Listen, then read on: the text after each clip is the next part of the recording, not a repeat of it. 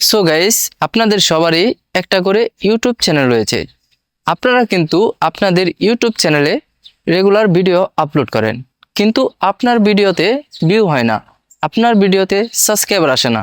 আপনি কি জানেন কেন আপনার ভিডিওতে সাবস্ক্রাইবার এবং ভিউ বেশি আসে না?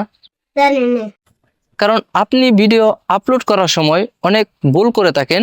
এগুলোর কারণে কিন্তু আপনার ইউটিউব চ্যানেলে ভিউ এবং সাবস্ক্রাইবার কোনোটাই আসে না।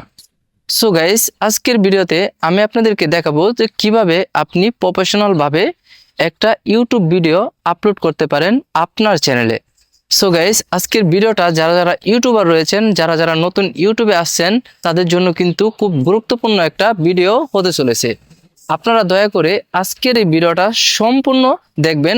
আপনারা আশা করি এই ভিডিও থেকে আপনি শিখতে পারবেন যে একটা ভিডিও কিভাবে মোবাইলের মাধ্যমে বা কম্পিউটারের মাধ্যমে কিভাবে প্রফেশনালভাবে আপলোড করা যায়।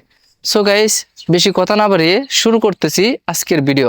আপনি যদি প্রফেশনালভাবে ইউটিউবে ভিডিও আপলোড করতে চান, তাহলে আপনাদেরকে অবশ্যই ওয়াইটি স্টুডিও সফটওয়্যারটিকে প্লে স্টোর থেকে ডাউনলোড করতে হবে। তো প্রথমে আপনারা প্লে স্টোরে চলে যাবেন। এখানে আসার পর আপনারা সার্চ করবেন ওয়াইটি স্টুডিও। ওয়াইটি স্টুডিও লিখে সার্চ করার পর আপনাদের সামনে ওয়াইটি স্টুডিও সফটওয়্যারটি চলে আসবে। এখান থেকে আপনারা ওয়াইটি স্টুডিওটি ডাউনলোড করে নেবেন। তো ওয়াইটি স্টুডিওটি ডাউনলোড করা হয়ে যাওয়ার পর আপনারা চলে যাবেন ইউটিউবে। সো গাইস, ইউটিউবে আসার পর আপনারা নর্মালভাবে ভিডিওটি আপলোড করবেন। তো আপনারা প্লাস আইকনে ক্লিক করবেন। এখান থেকে আপনারা কাঙ্ক্ষিত ভিডিওটিকে সিলেক্ট করে দিবেন। নেক্সটে ক্লিক করার পর আপনারা জাস্ট এখানে ভিডিওর টাইটেলটিকে দিয়ে দিবেন। দেখতে পাচ্ছেন উপরে ক্লিক করবেন। ক্লিক করার পর আপনাদের ভিডিওর থাম্বনেইলটিকে সিলেক্ট করে দিবেন। তো আমি যেহেতু থাম্বনেইল তৈরি করি নাই, আমি একটা ফটো দিয়ে দিচ্ছি এখানে। সো গাইস, এই কাজগুলো হয়ে যাওয়ার পর আপনারা ভিডিওটিকে আপলোড করবেন। ওয়াইটি স্টুডিওতে আসার পর আপনারা এখানে দেখতে পাচ্ছেন কন্টেন্ট, এখানে ক্লিক করবেন। এইখানে ক্লিক করার পর আপনারা দেখতে পাচ্ছেন কিছুক্ষণ আগে যে ভিডিওটা আপলোড করছেন সেই ভিডিওটা এখানে চলে আসবে। তারপর আপনারা এই যে দেখতে পাচ্ছেন 3 ডটে এখানে ক্লিক করবেন। 3 ডট থেকে আপনারা এডিটে ক্লিক করবেন। এডিটে ক্লিক করার পর আপনাদের সামনে ঠিক এরকমভাবে শো করবে। এরকমভাবে শো করার পর আপনারা নিচে দেখতে পাচ্ছেন মোর অপশন, এখানে ক্লিক করবেন। এই যে এখানে ক্লিক করার পর আপনাদের সামনে এই যে দেখতে পাচ্ছেন উপরে অ্যাড ট্যাগ। আপনারা আপনাদের ভিডিওতে ট্যাগ অবশ্যই ইউজ করতে হবে। তো আপনারা যে রিলেটেড ভিডিও তৈরি করছেন সেই রিলেটেড কিছু ট্যাগ এখানে দিয়ে দিবেন। এভাবে দিয়ে এক একটা ট্যাগ দিবেন, এক একটা কমা দিবেন, এভাবে কিন্তু কিছু ট্যাগ দিয়ে দিবেন।